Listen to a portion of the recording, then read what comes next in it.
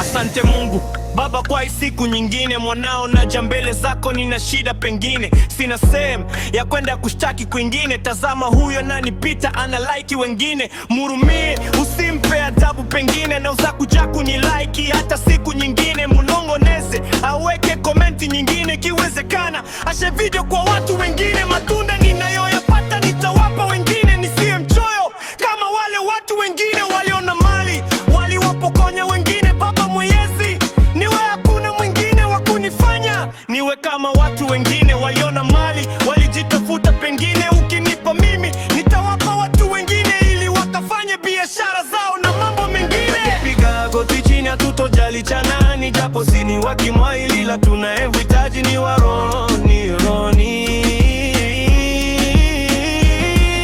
tajiri na maskini, njia moja ya peponi kuifikia Kanani, hata kama tunaizingatia Torati.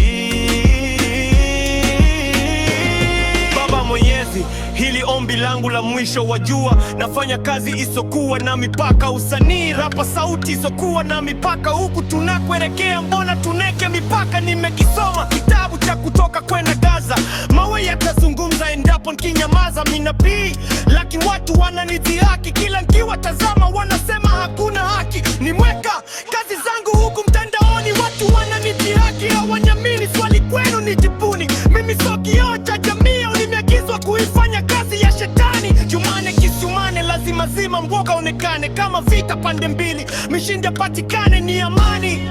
Kwa yote niloyazungumza nitawashangaa wajinga wengine jakuza.